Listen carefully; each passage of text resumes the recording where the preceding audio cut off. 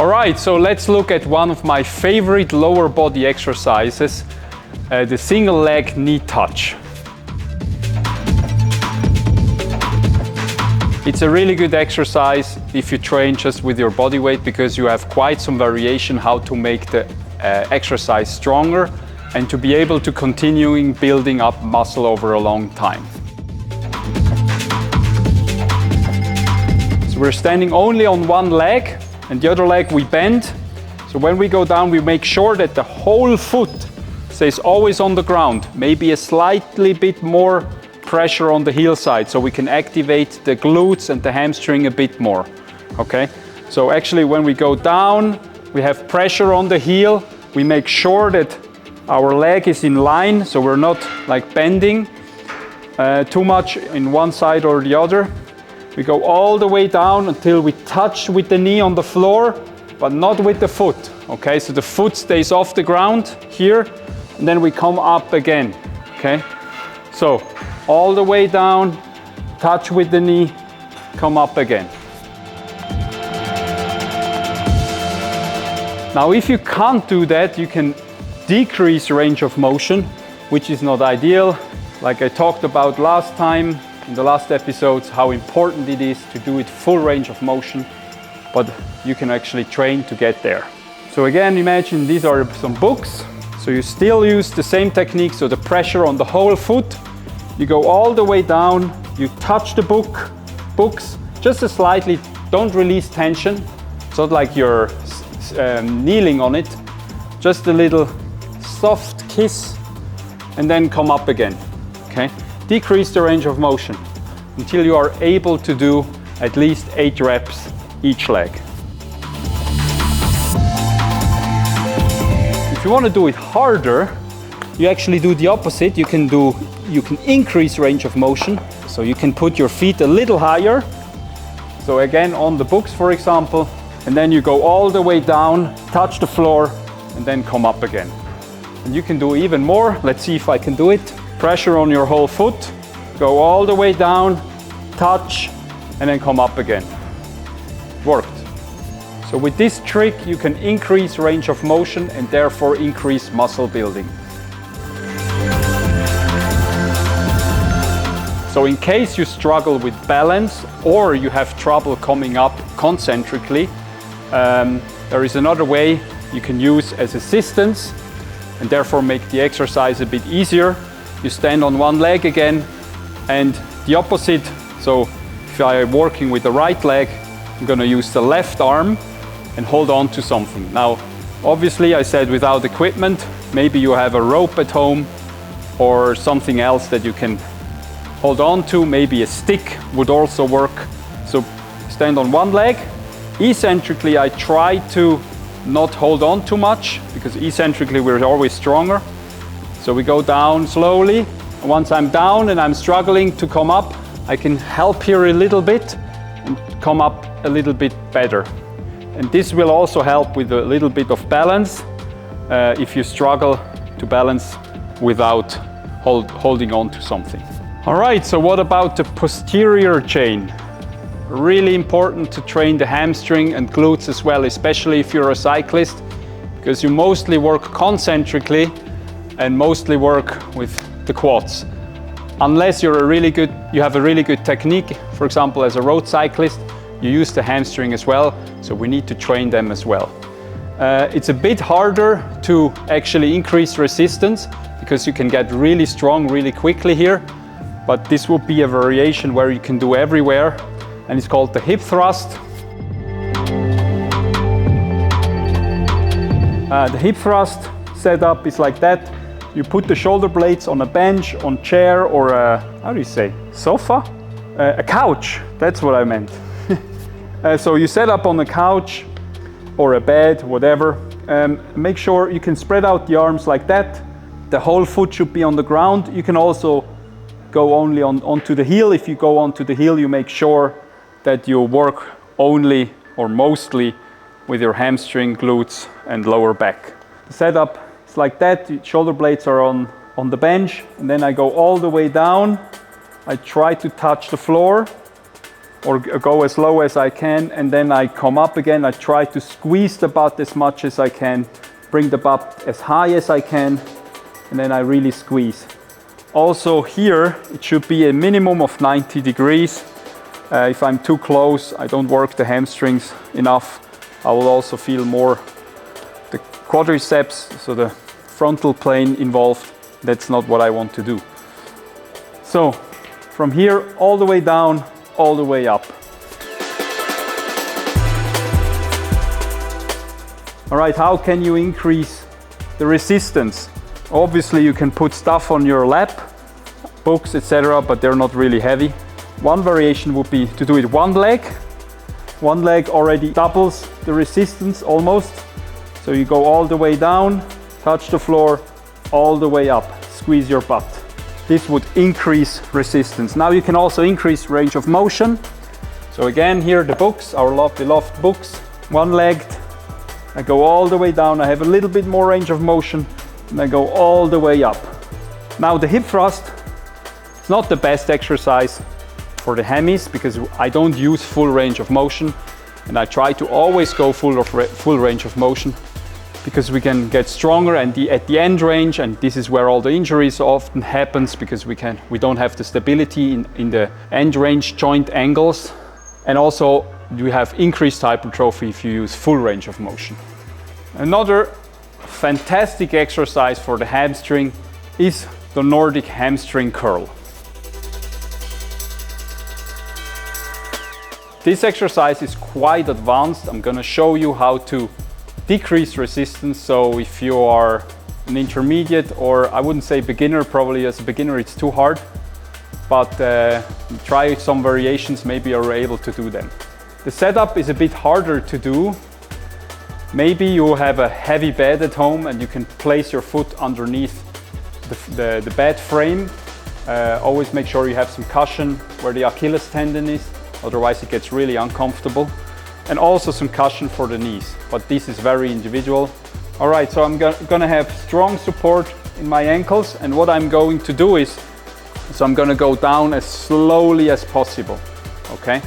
So from here, I try to go down as slowly as possible. I keep the hands down because if you increase your hands here, it's also increasing the lever or the weight of the lever, it's just physics. It makes the exercise harder. So this is already something how you can make the exercise more difficult.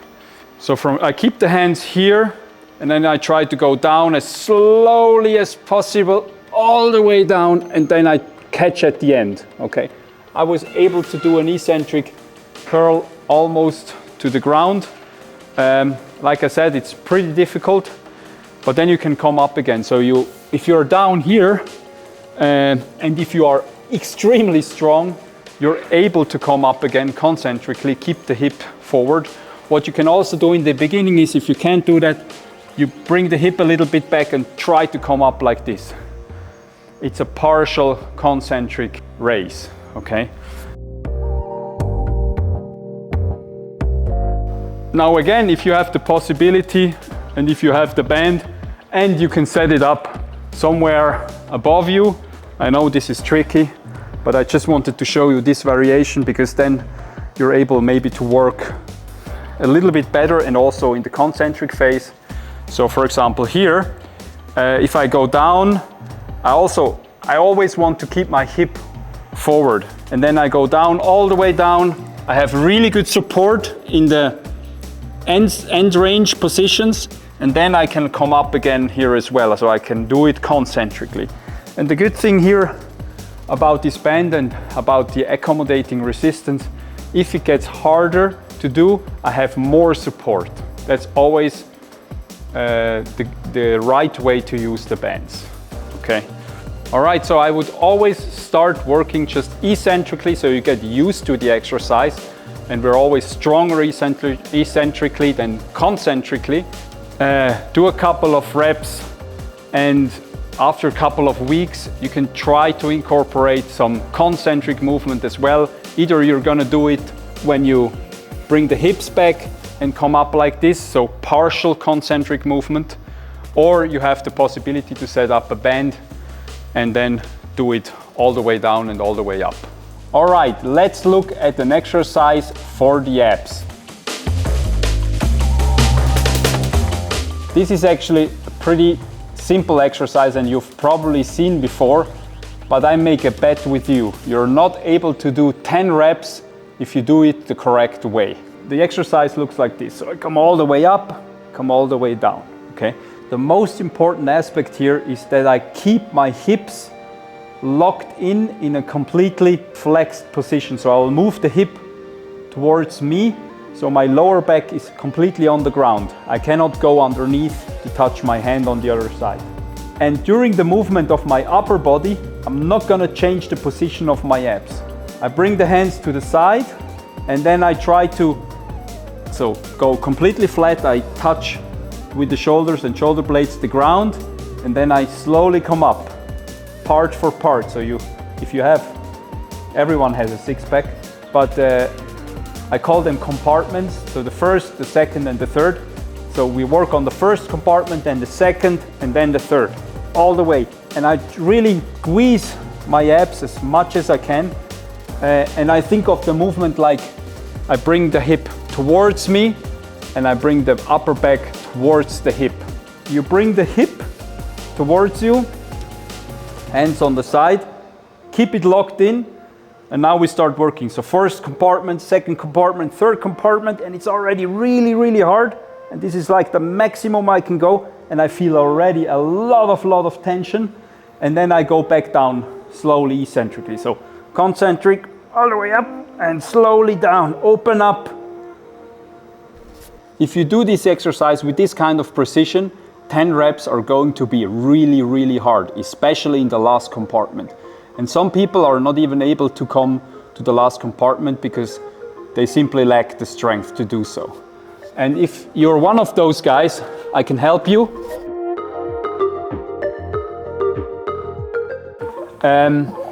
For that, we need a bench. I'm gonna increase the bench a little bit more inclined. Maybe this is too much, maybe a little less. And then I'm gonna go set up myself the same way as I would on the ground. So I keep the hip flexed, so towards me, towards my face. Keep the hands on the side. I open up completely, and now I start working. First compartment, second compartment, third compartment, all the way in, really squeeze, hold it for a second, slowly eccentric, open it up like that. I just changed the lever and therefore physically easier, so you're able to work.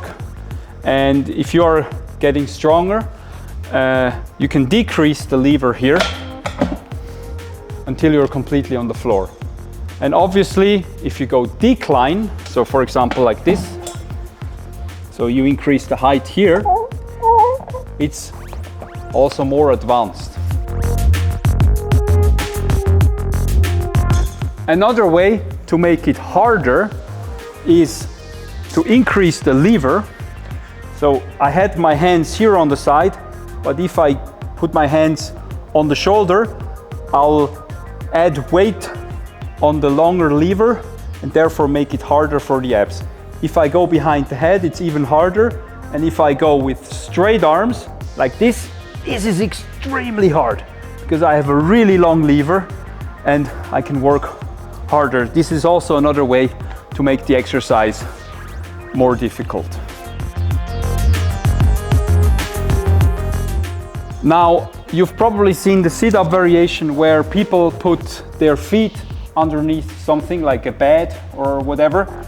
I wouldn't recommend this version because when you do that, most people work their hip flexors more, and this is not what we want. We want to target the abs only.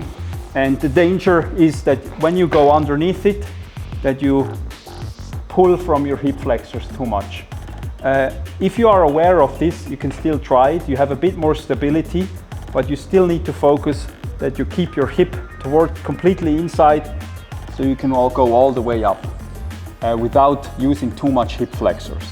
Now, with all these bodyweight exercises that I just showed you, keep in mind that it's great for hypertrophy, so for muscle building, so somewhere between 80 and 30 reps. but it's not ideal or almost impossible to do for strength work. Strength work or neuromuscular work, where we are around 1 to 6 reps the most, we need a lot of resistance to actually stimulate the neuromuscular system. Now, if we are talking about muscle building, the same rules apply as I was talking about in the last episode, building the muscle the most efficient way. The rules there are the same. So we talk about using full range of motion.